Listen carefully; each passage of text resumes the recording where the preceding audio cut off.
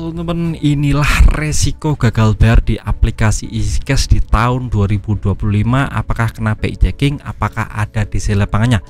Nah, pertanyaan ini sering banget muncul di kolom YouTube saya, terutama di komentar ya teman. Banyak sekali yang menanyakan tentang aplikasi EasyCash ini karena penggunanya juga sangat banyak sekali, 10 juta orang ya teman. Jadi banyak sekali penggunanya, dan ini ratingnya 4,5 dari 5 serta 2 juta ulasan. Jadi memang banyak sekali penggunanya di seluruh Indonesia.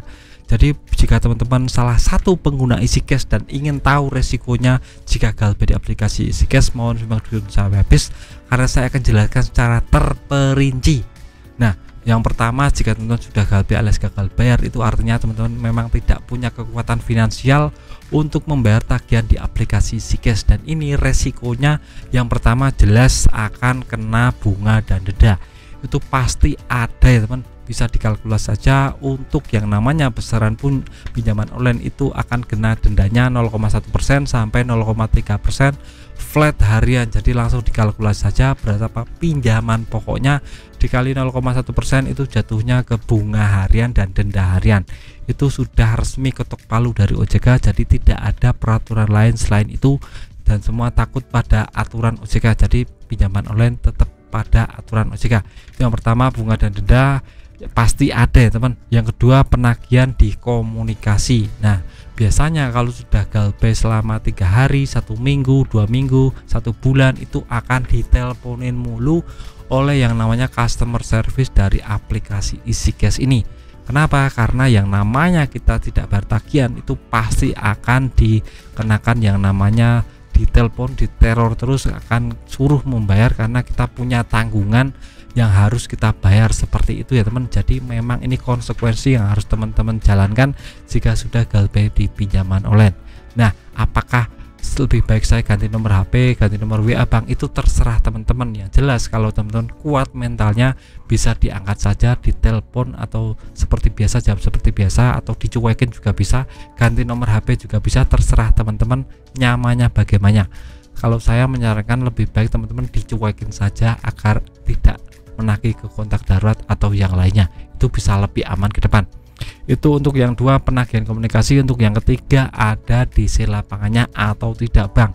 Nah, pertanyaan ini banyak sekali di kolom komentar di YouTube saya teman. Untuk aplikasi EasyCash ini sudah saya cari informasinya di semua platform media sosial, di Google juga saya cari, di OJK juga cari. Memang aplikasi EasyCash ini ada debt collectornya. Itu saya tegaskan di sini, ada debt collectornya, tapi lingkup wilayahnya cuma di seputaran Jabodetabek, terutama di Jakarta itu pasti ada, dan itu cuma nyewa pihak ketiga. Jadi tidak dari mereka sendiri, tapi mereka numpang menagih, seperti itu ya teman. Misalnya nih ada developer dari Aquaku, mereka minta untuk yang namanya sekalian nagih di aplikasi EasyCash, seperti itu ya teman. Jadi tidak dari mereka sendiri, tapi dari pihak ketiga yang akan menagih teman-teman.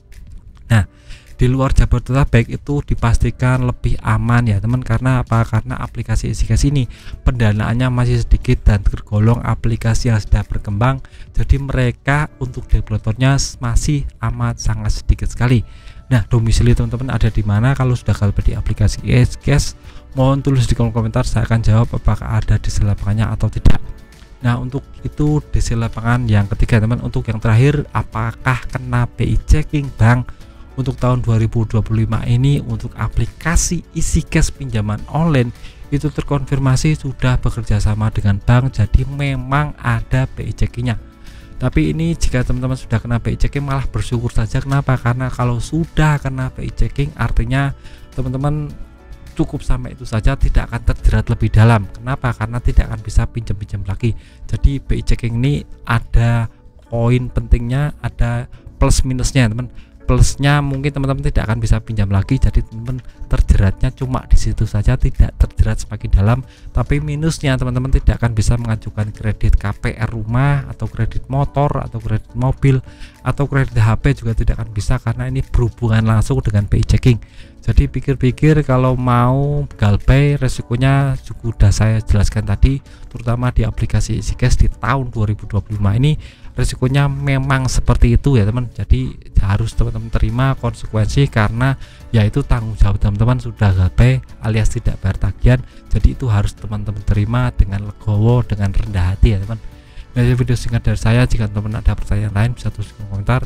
Sekian video dari saya, semoga bermanfaat, tetap semangat ke depan, lebih baik.